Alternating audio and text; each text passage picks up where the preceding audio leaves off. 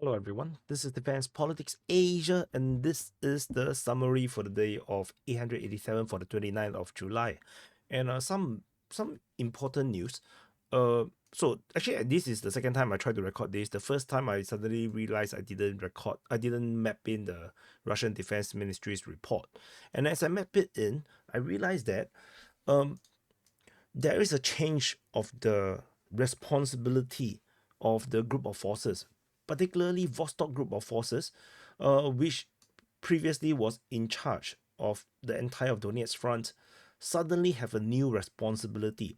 They suddenly have taken control of the Huyai sector, uh, which is previously under the Dnieper group of forces. So previously, the Dnieper group of forces have control of the entire Zaporizhzhia front, and so which is so in case you're lost, so we have okay, so we have this is the Huyai sector, Orikhiv sector, Kamsky sector, and the Kherson front. Of course, this also the entire of the center part, which is I have no names for it.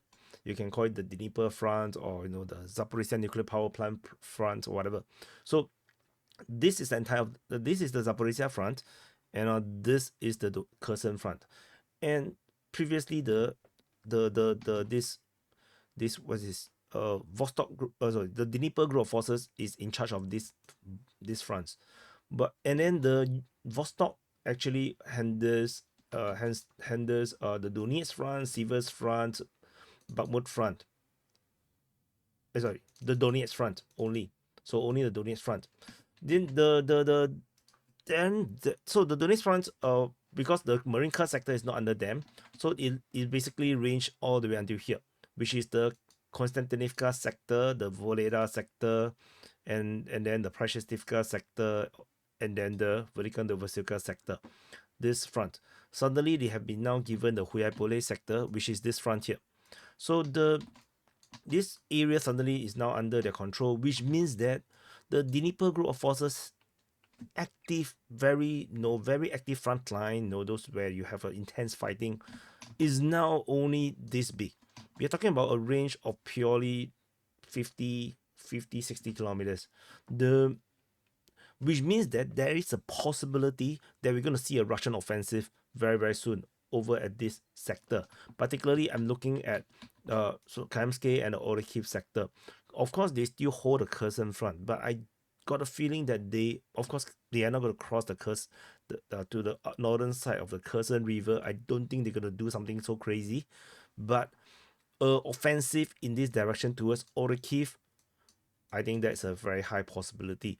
And also capturing of a Petikaki, Kayamsky, and then do some big offensive and extend the front line to some very uncomfortable place for the Ukrainians. I think that is a strong possibility, because if not, this will be a huge concentration of forces. You're talking about one full army group focusing on this area, only this area. This reminds me of the Adiyevka front situation. So prior or during the Adiyevka offensive, where they are attacking to try to capture the Adiyevka city, we saw the same thing. There this rearrangement of the responsibility between the army groups, and the Adiyevka, the group that was attacking Adiyevka, which is the center group of forces, suddenly only take charge of the New York front and the Adiyevka front. I didn't even put New York front here because New York front was such a such a not important front. So now center group of forces is after given this very exclusive Adiyevka front and New York front region, they went on an offensive and captured a lot of grounds. This reorganization of the group of forces for the Dnieper to only concentrate on Orikhiv and Kayamsky sector is a sign, a strong signal that we might see a Russian offensive very soon, and we already have some signs of it. We already have all these periodic attacks here and there, and this time around we have fighting reported Mala Tomashka, towards Novodanilevka, towards Lipkove, I think, yep, Lipkove and Kayamsky. So this is already this is a continuation of the continuous Russian harassment in this region. Previously, we also have fighting reported at Nestyanka or Novoandreevka region. We also have fighting reported north of Robotine, and particularly over at this sector, we also have the Russian forces capturing grounds. So we have the Russian forces already taken this area here in the northwestern part of the Robotine, and then the new geolocation over the past 24 hours confirmed the Russian forces have taken more grounds around here, which means that this area here is now effectively, ejected of Ukrainian forces. The Ukrainian forces is not going to stay there, so the Russians could eventually basically straighten the entire front line around here, and this is probably just some early signals of the Russians' intention to prepare the battlefield for an offensive. So we are seeing this amount of actions. There's this build up, right? So we have, if you are following me on the situation report, you probably wouldn't see it in the frontline changes report. So only you guys who follow the situation report would know that this sector has been heating up, slowly heating up. It's like a frog inside the pot. As the water start to boil, the frog didn't even know that the water is hot. And everyone that don't watch the SITREP, DPA SITREP are frogs. So don't be a frog, subscribe. Anyway, so this is currently happening, very, very exciting news. So since we are here, we also need to cover Dnipro forces Kherson front. There is also fighting reported in the Dnipropetrovsk direction, according to the Ukrainian Defense Ministry, probably towards the railway bridge over there. And then there's shelling reported at Tiahinka. This is very quiet, and I also don't believe that the Dnipro group of forces is going to cross over. This is too big a front line, and the amphibious assault is, as Krinky has shown, extremely difficult to pull off. So I don't think the Russians is going to do something this crazy around here. This is quite pointless. I think this is very, very plausible. So since we already covered two of the sectors of the Zaporizhzhia front, so Huyapole sector, we also have some fighting reported here, according to the Russian Defense Ministry. We can see this is a Voxtop group of forces. This is a totally different group that is attacking Huyapole. So very, very, very, very significant news. So which is why I actually mapped the Russian reports in. Then the video I was recording was paused. I decided to cancel the video because I want to restart the whole video, because this is such important news. It's way important than some of these frontline changes that we will be covering later, based on the the strategic and tactical situation, because this will be as important as the Kharkiv offensive in stretching the already very thin Ukrainian forces even further. So before we move on to the Sumy region, there is a Ukrainian Sukhoi 25 getting destroyed by Lancet, by the Russian suicide drone, long range heavy duty drone, and this distance is huge. We're talking about from the airbase all the way to the closest land area is around 70 kilometers. So the Russian forces Lancet drones have incredible range. Not to mention the entire attack is captured on footage, which means that there is a surveillance drones also flying around Kryvyi Rih. So this is scary thing for the Ukrainian side, because they have zero control over the airspace. They can't really shoot down these kind of drones easily. So which means their aircraft on the ground is sitting duck. Quack. So we go on to the Sumy region. At the Sumy region, Russian forces is probably trying to distract the Ukrainians. So there is fighting reported at Pavlivka and Konstantinivka, with Russian doing some raiding or fire attack on the Ukrainian forces in these two regions. There is also geolocation of Russian FPV drone or airstrikes on Ukrainian position over at this location called Holy Shit Scare. Holy Shit Scare. Holy shit scare. So holy shit scare. So the Ukrainian soldier, when they saw the bombs or the FPV drone here, they're like, holy shit scare. So they call out the name of the village they are in. So anyway, this is I believe this is a distraction before the real offensive happened. I got a feeling This is just a gut feeling. I might be wrong. No, but if I'm right, I will tell you, I tell you so. If I'm wrong, I'll just say no. It's just a feeling, I do not know what I'm talking about. So that's the trick. So anyway, we go into the Kharkiv front. Over the Kharkiv front, we have the Russian forces continue their Kharkiv offensive or operations, with fighting reported at, I forgot the name, Klipoke and Zaporizhzhia, Voschans, and Taike, and there are also this raid or fire attack over at Okremivka. So this is the few locations. This is probably just shelling. I don't think there's an incursion per se, but these are still the main things. As usual, there is no real strategic change around here, and so everything remains more or less the same. At Taike, there is a Russian airstrike on the Ukrainian position in the northern part of Taike. But otherwise, I think the entire strategic situation remains the same. I'm not going to go through the analysis again because I already done this analysis 2 SITREPs ago. So for those that missed it, So we go into the Kupiansk front. At the Kupiansk front in the Sinkivka sector, Russian forces are still attacking or harassing Ukrainian forces in the Sinkivka region and towards Petropavlivka. There is some geolocation of FPV drone strikes on Ukrainian positions in Petropavlivka region, and so that's about it from this Kupiansk Sinkivka region.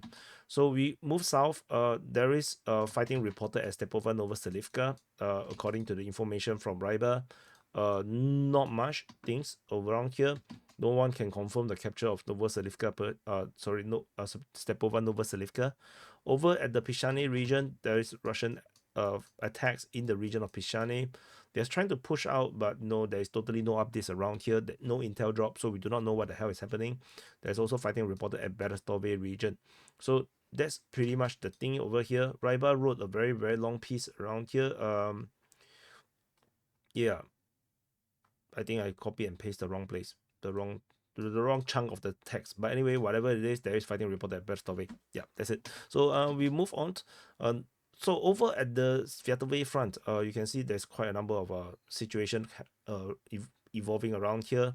So I can't fit it in. So just talk about the Stemakivka. Fighting report at Stemakivka, Myasuzarivka, Andrievka, as well as Nadia.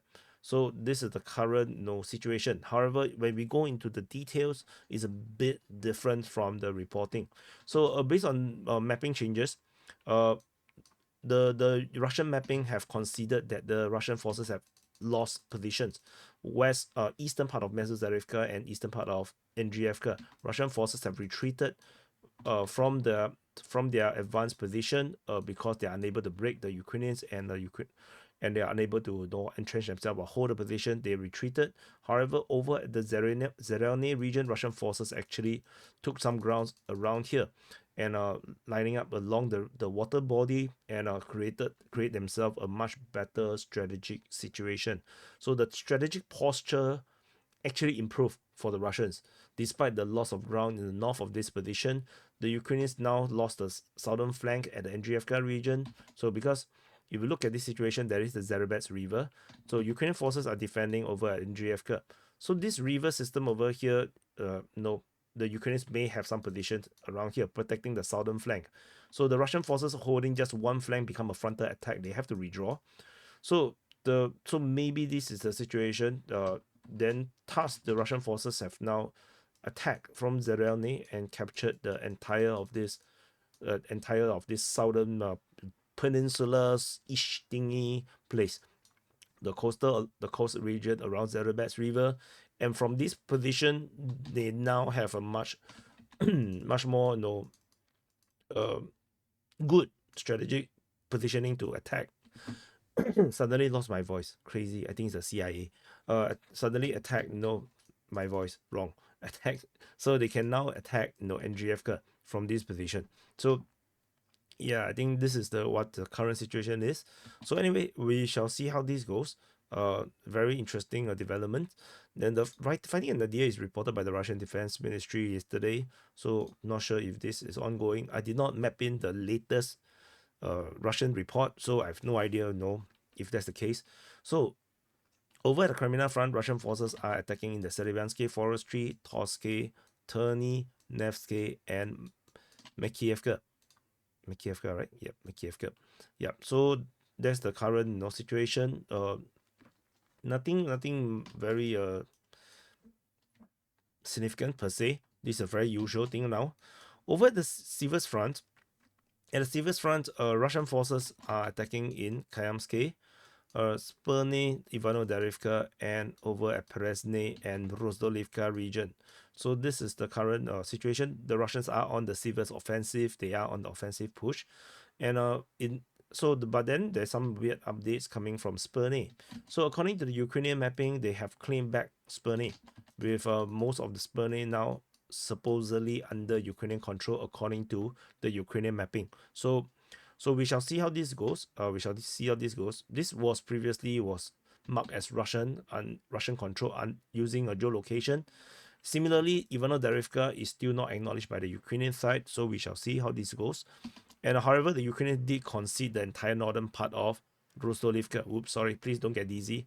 No, call the hospital, ambulance, if you are feeling dizzy. So anyway, the Russian forces have now confirmed to have secured the entire northern part and the hilly region north of Rostolivka. So this is very significant as this changed the front line to Perezhny. So any fighting from now on is likely to be around Perezhny region. So we shall see how this develops. We move into the Bakhmut front. At the Bakhmut front, the Bakhmut offensive is still ongoing, particularly over in the north. We have the Russian Defense Ministry confirming that they are attacking Bodani. So Bodani, and then there's fighting reported in the area of Dubovo, Vasilivka, Kraikorivka, this was it's called Bodanivka, Kalinina, Chasivia. So you can see as you can see through the arrows, there seems to be a very huge concentration of attack in this direction. But we can't confirm. There is some rumors about Russian forces entering Novi. There is no corroboration about that, so I can't. I don't have mapping change for that. So otherwise, my perception is still the Russians are aiming for this canal. The Russians are attacking in Kalinina, Bodanivka region, Khorivka region, and in the Dubovo Vasilivka region, and this is the push that they are trying to push for. They are trying to push towards the canal region in the north. So if this is what's exactly happening, this corroborates what I have told you for many SITREPs, that the Russians aim is not Chasivia but to take this entire eastern bank of this canal in the Bakhmut region. So anyway, we shall continue to monitor and see if I'm wrong. But of course, how can I be wrong? I will not admit I'm wrong. No, just joking. So over the southern flank, we have fighting reported at Klishchievka. That's about it. We still have no confirmation of the capture of Klishchievka, despite the Russian Defense Ministry announced the capture on the 22nd of May. This freaking long now. It's been 2 months, and we still have no corroboration. So clearly it's bullshit. So no, it's Holy Shivke. So going after Holy Shivke, we go into the New York front. At the New York front, there's some massive change as the New York intel has dropped. So over at the Torex sector, we have Russian forces attacking at Druzhba. There is fighting reported at Pivnishny region, Zalizny region, and towards Torex. And some geolocation of Ukrainian forces getting attacked by drones and airstrike. So this is a drone, this is an airstrike striking Ukrainian positions. Ukrainians probably can defend with these high grounds, which I nicknamed the castles. There's these twin castles, very, very attractive castles in the right position. And so looking very, very, wrong. I do not know. Maybe, maybe let's keep it child friendly. So anyway, this is what it is. So the Russian forces have taken a lot of grounds around here, and this is significant captures, because a lot of significant areas has been captured. For example, the entire high-rise zone. The entire high-rise zone around here is now under Russian control. The Russian forces also taken the entire forest region around here. They have expanded the control over the residential region, basically, going all the way to the outskirts. As you can see, this is already out of town. There's nothing much around here. And further south around here, the Russian forces almost line up the entire area. They just left a little bit of forest to capture before they go into this area, which is already thorax. This is already thorax. If the Russians enter here, the battle of thorax begin. And the Russians also captured this entire semi-high-rise zone, part of the Zalizny region, and then in this area, this southwestern suburb region of Zalizny. So the Russian forces have captured massive grounds. I believe the Ukrainians have abandoned position largely. I don't think there's much resistance. There might be, but not much, I think. So Ukrainians may hold the position around here. They may try to hold some position, but they will have to redraw once they're getting pushed, because there's nothing behind them. They have to go into somewhere where they can entrench themselves. Going into this open ground is death sentence, and going in the opposite direction is just getting yourself encircled eventually. So no, that is a pretty bad situation. I mean, they can go here, then later they go one big round. I mean, that works too, but no, if it's me, I want to go to wash and have a shower. So that's it from this area here. No news regarding Druzhba in terms of any changes. I think the Russians do not want to push too far ahead around here yet. Maybe strategically it's not wise for them to push yet. So over the New York front, New York sector of the New York front, Russian forces attack at Alexandropol and over at New York. Particularly is over in the western part of Yurivka, where the Russians have gained more grounds according to the Russian mapping. So that is the current situation. And over in this Petrovskaya Gora region, which is this area here of New York, this neighborhood of New York City, the Russian forces have conquered this parking warehouses, and then also expanded some control around the residential area. So the lack of progress or the slow progress might suggest the Ukrainians have given the Russians some stiff resistance around here. So the Russians find it difficult to push forward. There is a possibility. So we shall see how this goes. The next intel drop by dub is going to be tomorrow, because the New York front always nowadays drop like intel like every few days. So we shall see. Maybe tomorrow will be a quiet day for New York. So over at the northern flank of the Adiyevka front, there's no more harassment over at Kalinove. So the fighting is particularly over in this region here, on this northwestern part. Russian forces attacking at Novoalexandrivka. They attacked and invaded into Timofeyevka. They're fighting north of Progress. They're fighting towards Ivanivka and towards Zeleny. So that's the current situation around here. Russian forces captured some grounds in Timofeyevka and entered it, and the entire northern part of Progress seems to have flattened the front line, straightened the front line around there, which means that there's a new salient appearing east of Ivanivka, which the Russians could cut. Let me use another light color. Can cut by attacking south of Lysychenny. So we shall see. We shall see whether the Russians will do that, because they would need another angle. They would need another angle to. No, let me zoom out. These two inside. So the Russians' lines is now look like this. So the Russians would attack even Ivanivka, but this is too frontal.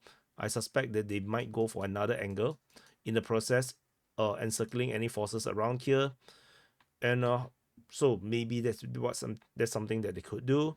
Ukrainians, of course, can also counter attack and cut them off, and get them all killed off. So that's also a possibility, but we shall see. It's very unpredictable, because we do not know currently where the Ukrainians hold their line of defense after they get routed in so many different locations. It's unclear where is their next line of defense. There is no very clear line to me at this moment. I can't see it, at least for now. So let's see how this develops. Over in the central flank, we have the Ryba announcing the Russian capture of Novoselivka Persia, but the Russian Defense Ministry continued to report fighting around here, and there's also fighting reported at Yasnoborovka, according to the Ukrainian Defense Ministry. So this sector continues to be active, and of course the intel didn't drop around here. Maybe the next update we will see Russians, just outside of Skushny. That's also a possibility. So we move into the Battle of Krasnohorivka as mentioned in the beginning. Or did I mention? I think I did. I missed it. So there is a frontline update around Krasnohorivka. The Russian forces geolocated in the northwestern, the extreme of the main city of Krasnohorivka, which means the entire main city is now captured by the Russian forces. So the Ukrainian forces will now have to start to defend the rest of Krasnohorivka, and the Russians could attack them from many vectors. So the Russians could also don't attack them and start to push west.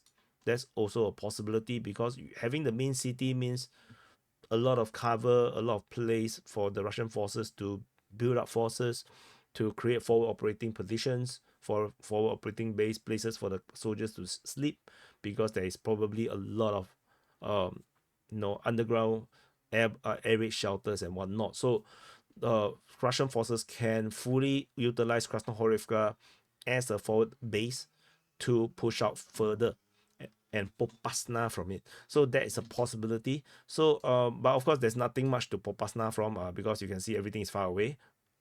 So let's see how this develops.